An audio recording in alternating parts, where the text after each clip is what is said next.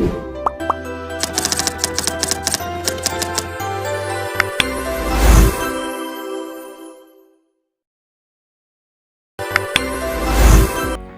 semuanya, di era globalisasi saat ini, kita hidup dan bekerja di dunia yang terhubung tanpa batas. Perusahaan tidak lagi hanya beroperasi dalam negeri, tetapi juga menjalin relasi dengan orang-orang dari berbagai negara dan budaya.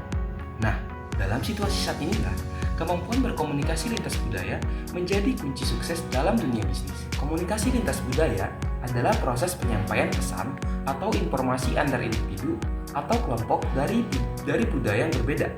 Ini bukan hanya soal bahasa, tapi juga mencakup nilai-nilai kepercayaan, norma sosial, cara berbicara, bahkan bahasa tubuh. Dalam dunia bisnis, komunikasi lintas budaya sangat penting karena bisa menentukan keberhasilan atau kegagalan kerjasama. Bayangkan kamu sedang melakukan negosiasi dengan investor dari Jepang. Nah, jika kamu tidak memahami bahwa mereka lebih suka pendekatan tidak langsung dan menghargai keharmonisan, bisa-bisa kamu dianggap kasar, padahal niatmu baik. Komunikasi lintas budaya mengaruhi cara kerja tim, gaya kepemimpinan, cara menyelesaikan konflik, hingga bagaimana strategi pemasaran dirancang. Ada beberapa hal penting yang harus kita perhatikan saat berkomunikasi dengan orang dari budaya yang berbeda. Berikut beberapa contohnya. Yang pertama yaitu gaya komunikasi. Budaya high context seperti Jepang, Indonesia, dan Tiongkok mengandalkan makna yang tersirat dan harmoni dalam berbicara. Sementara budaya low context seperti Amerika atau Jerman lebih suka komunikasi yang to the point dan langsung. Yang kedua adalah bahasa tubuh dan ekspresi. Di beberapa budaya, kontak mata adalah tanda percaya diri, tapi di budaya lain bisa dianggap tidak sopan. Yang ketiga adalah penggunaan waktu. Budaya barat biasanya monokronik, menghargai waktu, tepat waktu adalah satu hal yang dikerjakan satu persatu. Sedangkan budaya polikronik seperti di beberapa negara Latin atau Timur Tengah lebih fleksibel terhadap waktu. Dalam komunikasi lintas budaya, tentu saja kita akan menghadapi berbagai macam tantangan yang sering muncul.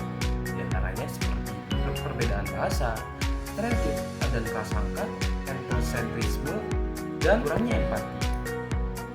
Nah, dengan kita bisa belajar dan beradaptasi dalam menghadapi komunikasi lintas budaya agar berjalan efektif, kita bisa menggunakan beberapa strategi agar dalam menghadapi komunikasi lintas budaya berjalan lebih efektif. Yang pertama yaitu seperti membangun kesadaran budaya. Mempelajari budaya rekan kerja atau mitra bisnismu mulai dari kebiasaan hingga gaya komunikasi. Yang kedua, menggunakan bahasa yang jelas dan netral. Hindari idiom atau slang yang mungkin membingungkan. Yang ketiga yaitu memperhatikan bahasa tubuh dan nada bicara. Jangan hanya fokus pada kata-kata, tapi juga fokus kepada nada bicara dan bahasa tubuh. Yang keempat yaitu memberikan feedback dan klarifikasi, yaitu seperti tanyakan kembali untuk memastikan pesan diterima dengan benar.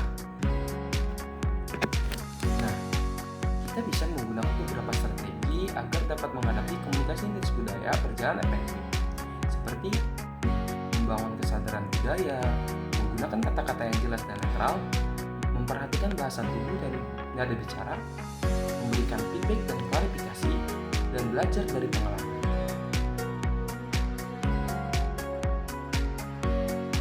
Komunikasi lintas budaya adalah kemampuan yang sangat berharga dalam dunia bisnis modern.